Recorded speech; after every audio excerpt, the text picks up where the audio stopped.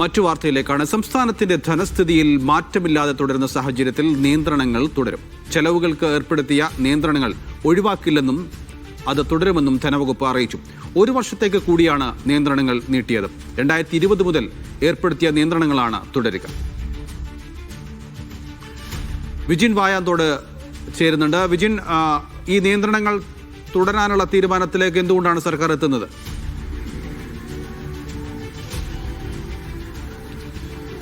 നൗഫൽ, 2020 മുതലാണ് ഈ സർക്കാർ കെട്ടിടങ്ങളുടെ നവീകരണങ്ങൾ, ആഡംബര പ്രവർത്തനങ്ങൾ ഉൾപ്പെടെയുള്ളവ, ഒപ്പം തന്നെ ഈ ഫർണിച്ചർ വാങ്ങുന്ന നടപടികൾ, ഒപ്പം വാഹനങ്ങൾ വാങ്ങുന്ന നടപടികൾ, ഇങ്ങനെയുള്ളവ നിർത്തിവെക്കാനുള്ള നിർദ്ദേശം ധനവകുപ്പ് നൽകിയത്. അത് പിന്നീട് ഓരോ വർഷവും തുടർന്നുകൊണ്ട് പോവുകയായിരുന്നു.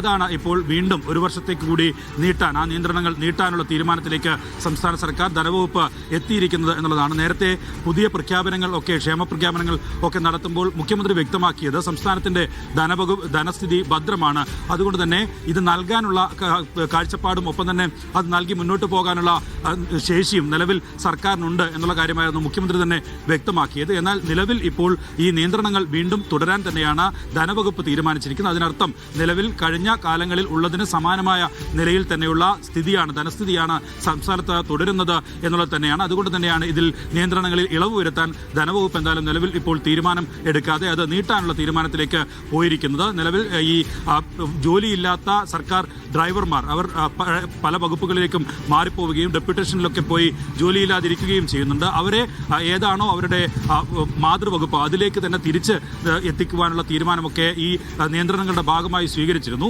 ഒപ്പം തന്നെ താൽക്കാലിക ജീവനക്കാർ പ്രവർത്തിക്കുന്ന സ്ഥലങ്ങളിലേക്ക് ഈ ഡ്രൈവർമാരെ മാറ്റാനുള്ള തീരുമാനവും ധനവകുപ്പ് അത്തരമൊരു നിർദ്ദേശം ഒക്കെ നൽകിയിരുന്നു. ഈ നടപടിയൊക്കെ തുടരാനാണ് നിലവിൽ ഇപ്പോൾ ധനവകുപ്പ് ഉത്തരവിറക്കിയിരിക്കുന്നത്. നൗഫൽ, യെസ്, സംസ്ഥാനത്തിന് ധനസ്ഥിതി മാറ്റമില്ലാതെ തുടരുന്നതിനാൽ നിയന്ത്രണങ്ങളും തുടരാനാണ് തീരുമാനം. വിവരങ്ങളാണ് വിജിൻ വായാന്തോട് നൽകിയത്. മറ്റു വാർത്തകളിലേക്ക്